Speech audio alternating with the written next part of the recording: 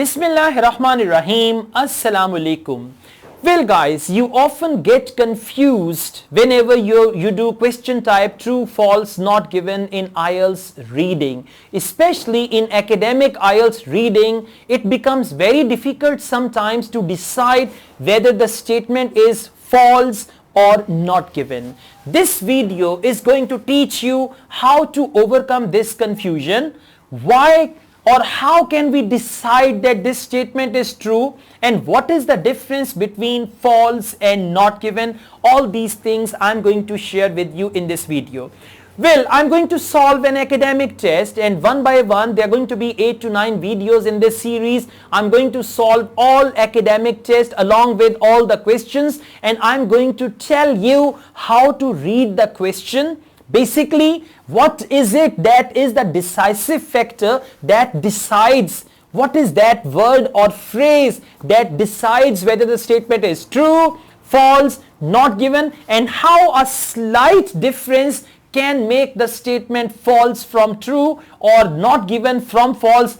That's what I'm going to tell you all in this video. If you haven't subscribed my channel, consider subscribing. Let's take a start. Okay guys, let's take a start. This is the passage and these are the questions. Okay, so it's true, false, not given. Now first of all, see that it's written Michael Faraday was the first person. Now this Michael Faraday, this is important word, was the first person. This is the decisive factor, as I was telling you. Okay, this will decide whether this is true, false or not given. Michael Faraday was the first person to recognize Perkin's ability as a student of chemistry. So Perkin's ability as a student of chemistry. Now if Michael Faraday was the first person, then it is true. If Michael Faraday was second person or third person, then it is false. And if they don't tell us whether he was the first person or second person, then it is not given. So first we need to scan the word Michael Faraday. Okay. Alright, and sometimes there is another thing. I mean, over here they've written first person. Now they might not use the word first person. They will mention another person who recognized Perkin's ability. So it means then Michael Faraday is second person. It's understood. So that's what you got to see here. Now we try to find the word Michael Faraday. Okay. Thomas Hall is here. Alright. Thomas Hall. But we got to find Michael Faraday. Alright. Look how fast I'm scanning actually. Okay. Okay. Alright. Yes. I found it here. See, when I was scanning, I was not reading. Okay. Now what do they say? I'm going to read this sentence from the beginning. They say from here, his talent and devotion to the subject means that chemistry, they talked about it here. Yeah, they talked about chemistry already. Subject were perceived by his teacher Thomas Hall. Okay, it was perceived by his teacher Thomas Hall, who encouraged him to attend a series of lectures given by the eminent scientist Michael Faraday at the Royal Institute. So it wasn't Michael Faraday, actually it was Thomas Hall. Those speeches fired the young chemist's enthusiasm further, and he later went on to attend the Royal College of Chemistry, which he succeeded. Okay, and all that. Now what's the question? The question is, Michael Faraday was the first person? No, the first person was Thomas Hall. See, his talent and devotion to the subject were perceived by his teacher. Right, so Michael Faraday was maybe second, but anyways it's written first person here, and he was not the first person actually, so that's why the answer to this question is false. Clear? Alright, that's a nice start. Question number 2. Michael Faraday suggested, okay, Perkin should enroll in the Royal College of Chemistry. Now we have to see if Michael Faraday suggested, now Michael Faraday and then Perkin should enroll in the Royal College of Chemistry. Royal College of Chemistry and Michael Faraday. It's all here. So the answer is here. Okay, one answer we found there. The other one is gonna be here. Okay, now let's read on. Eminent scientist Michael Faraday at the Royal Institution. Those speeches fired the young chemist. Okay, that's it. College. And then it says enthusiasm further, and he later went on to attend the Royal College. Okay, he went on to attend the Royal College of Chemistry, which he succeeded in entering in 1853 at the age of 15. Now, is there any mention? Yes, that's right, Perkin got admission in Royal College of Chemistry, but was it suggested by Michael Faraday? They did not tell us anything.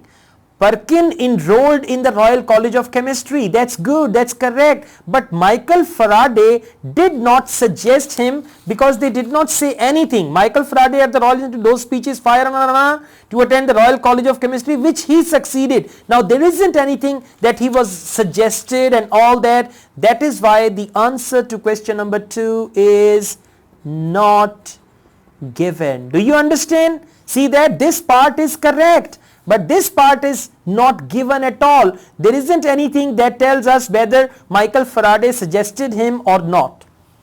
Number 3, Perkin employed August Wilhelm Hoffmann, yeah, it's German, August Wilhelm Hoffmann as his assistant. Now Perkin employed, if Perkin employed this guy then as his assistant, then it is true. If this guy employed Perkin, then it could be false, and if they don't tell us whether Perkin employed this guy or not, then it is not given. Now we need to scan the word August Wilhelm Hoffmann. Okay, so let's try to see. Oh yeah, my eyes are so sharp. August Wilhelm Hoffmann. Now we got to read. Okay, at the time of Perkin's enrollment, the Royal College of Chemistry was headed by the noted German chemist August Wilhelm Hoffmann. Perkin's scientific gift soon caught Hoffmann's attention, and within 2 years he became Hoffmann's youngest assistant. What do they mean by he? Perkin. Perkin became Hoffmann's youngest assistant. Now what do they say here? Perkin employed August? No, actually August Wilhelm Hoffmann employed Perkin and he became his assistant. So actually this is, the statement is contradicting the information. That's why the answer to question number 3 is false. Is that clear? See that? Perkin employed? No, actually August Wilhelm Hoffmann employed Perkin as his youngest assistant. So far so good, huh? Okay, number 4. Perkin was still young when he made the discovery that made him rich and famous. Now, Perkin was still young, okay, at a young age, and he was still young and all that. That's what we got to find. Perkin was still young when he made the discovery that made him rich. Now, discovery, maybe they will tell us the discovery of something that made him rich and famous. So, he was still young when he made. Let's read on because the answers are following the same sequence of the questions. He became Hoffmann's youngest assistant. Not long after that, Perkin made the scientific breakthrough. Yes. Wow. Not long after that, Perkin made the scientific breakthrough that would bring him both fame and fortune. Now, basically, we have to link this thing with the question Perkin was still young. So, let's see. They say here he became Hoffmann's youngest assistant. Youngest assistant means he was young, and not long after that. So not long after that means he was still young. Over here, youngest assistant, not long after that means it wasn't long time that he grew older or anything. So he was still young when he did that, and it brought him fame and fortune. What's the statement? Perkin was still young. Yes, exactly. When he made the discovery, they talked about this thing here, scientific breakthrough, that is the discovery that made him rich and famous. For rich and famous, they have used the word both fame and fortune. Hence, the answer to question number 4 is true. Clear? Alright, let's go on. Feeling good, huh? I told you this video would not waste your time. Number 5. The trees from which quinine is derived grow only in South America. Now this word, it means the trees from which quinine is derived, okay, these trees only grow in South America. If they only grow in South America, true. If they grow in South America and in other countries also, then it is false. And if they don't tell us whether they only grow in South America or not, then it is not given. So now quinine and South America. We need to scan South America and quinine. Okay, let's read on. Quinine and South America. Yes, I found this word here. Okay, now let's read. At the time, quinine was the only viable medical treatment. Now don't misunderstand this only, because that only is different from malaria. The drug is derived from the bark of the cinchona tree native to South America. Native to South America means that tree actually came from South America, but it doesn't mean that this tree is only found in South America. Native means actually this tree came from South America. Now for example, tea we drink, that is native to China, but now it is grown all over the world. So native to South America means the origin of the tree is South America. Now what's the statement? The trees from which quinine is derived grow only in South America. They don't tell anything about it, that whether they grow only in South America or they grow elsewhere also. They've only said native to South America. See that native to South America does not tell anything whether the trees are grown elsewhere or not. That is why question number 5, the trees from which quinine is derived grow only in South America, that is not given. They do not give any information about only. See that this word is decisive. Number 6, Perkin hoped to manufacture a drug from a coal tar wasted product. Now coal tar is the clue word. Perkin hoped to manufacture a drug from local coal tar waste product. Let's see. Okay, coal tar. Aha. See that my eyes are so sharp. I told you coal tar I found here. Okay, so let's just read. He was attempting to manufacture quinine, all right, from aniline, an inexpensive and readily available coal tar waste product. He was attempting to manufacture quinine. Now what's the question here?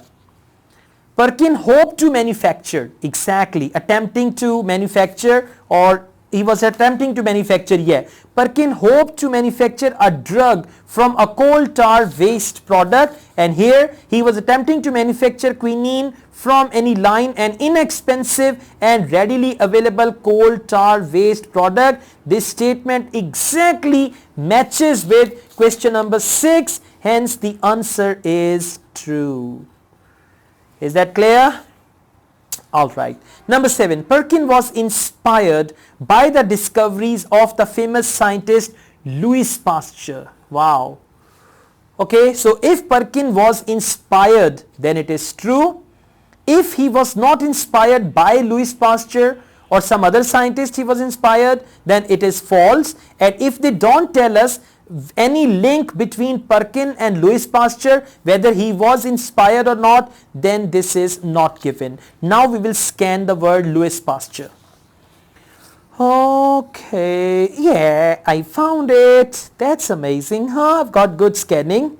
Luckily, Perkin's scientific training, and we'll read from here, he finally produced a deep purple solution, and proving the truth of the famous scientist Louis Pasteur's words, and proving, it means he actually proving the truth of the famous scientist Louis Pasteur's words, chance favors only the prepared mind. Now this was said by Louis Pasteur, chance favors only the prepared mind, and proving the truth of the famous scientist. Now he proved the truth, but actually they do not connect Louis Pasteur with Henry Perkin. Perkin saw the potential of his unexpected find. Now what's the statement?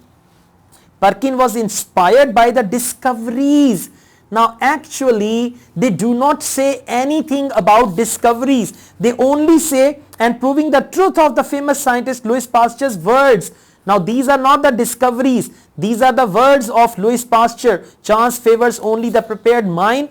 So Perkin was inspired by the discoveries? No, only he proved the words of the famous scientist Louis Pasteur. There isn't any mention about the discoveries and about inspiration from the discoveries of Louis Pasteur, that Perkin was inspired by the discoveries of Louis Pasteur. There is no information available on that. That's why the answer to this is not given.